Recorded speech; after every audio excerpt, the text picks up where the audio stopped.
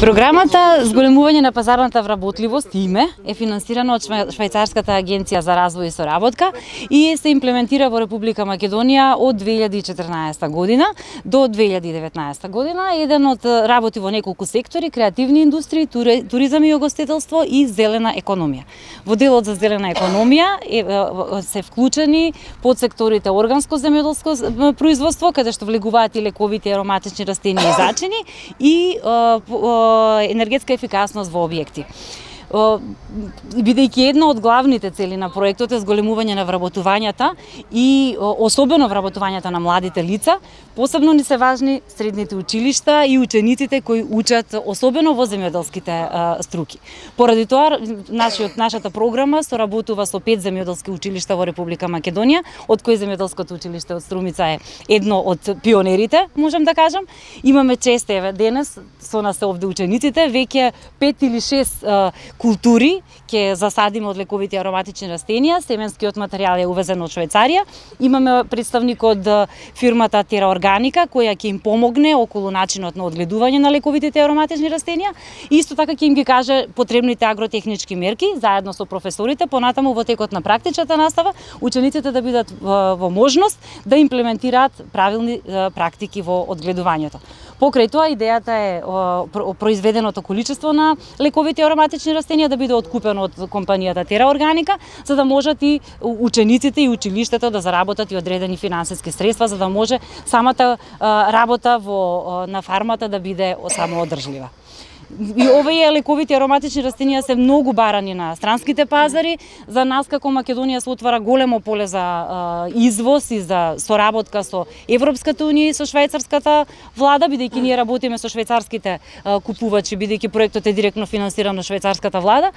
И доколку успееме да произведеме квалитетен материјал, апсолутно постои интерес да се извезе од Македонија и да се увезе и да се пласира на тие пазари. Во реализацијата на образовни воспитен центар во нашите училишта, покрај сите предмети што ги изучуваме, теориска настава, ние имаме практична настава. Во практичната настава учениците настојуваат да стекнат повеќе вештини за да бидат способни утре на пазарот на трудот. Во последно време сега се јави еден проект кој сакаме да го искористиме преку швајцарска фондација и со зелена економија фондација, да ја искористиме со тоа што да произведуваме на нашата економија лековите растенија или билки.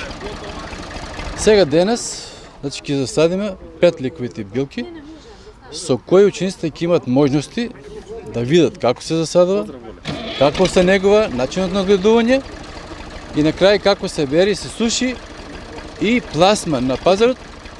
Ќе формираме една секција за органско производство од овие лековите растенија, со кои учениците, освен тоа што ќе стекнат знаење и вештини за производство, ќе имат можности да бидат присутни на пазарот, бидејќи овие производи, како суви, како готови, ќе ги понудиме на пазарот, со кои ќе оствариме некоја финансиска поддршка, а учениците сами, бидејќи ќе го произведат, можеме да ги поделиме меѓу себе, за да бидат на некој начин мотивирани, а со тоа да кажат и на другите граѓани во нашата околина, за да можеме да почнеме веќе со овие лековите растенија или да почнеме едноставно со ова органско производство на лековите билки. Колку лековите билки се дел од нашето земјоделско поднебје? Значи, во Македонија и воопшто во Струмичкиот крај? Во последно време се настојуваат фармерите, земјоделските производители да произведат органски производи. Има зачеток, значи се развива тоа брзо, меѓутоа тоа останува на младата генерација, затоа ние воспитуваме сега кадар, идни земјоделски техничари или агрономи, кои ќе може да се вклучат директно во производството на органско производство и да понудат на нашиот пазар.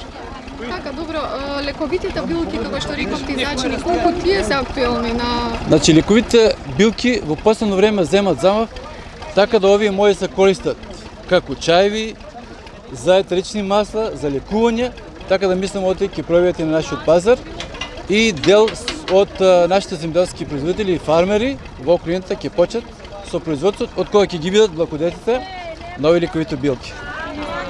Околу климатските услови се За жал морам да кажам, овие лековите билки сакат и посебна нега, значи посебно заливање, Меѓутоа, климатските услови се веќе на некој начин, како да кажем, пореметени, тоа што има висока температура, падавини има се помалку или падавините не се правилно распоредени, и тоа ние мораме овој насад во едно време да го заштитиме со заштитни мрежи, да му поставиме капка по капка најсовремен начин на заливање, со тоа што приносот, очекуваме да се зголеми, затоа што валежите се се помалку.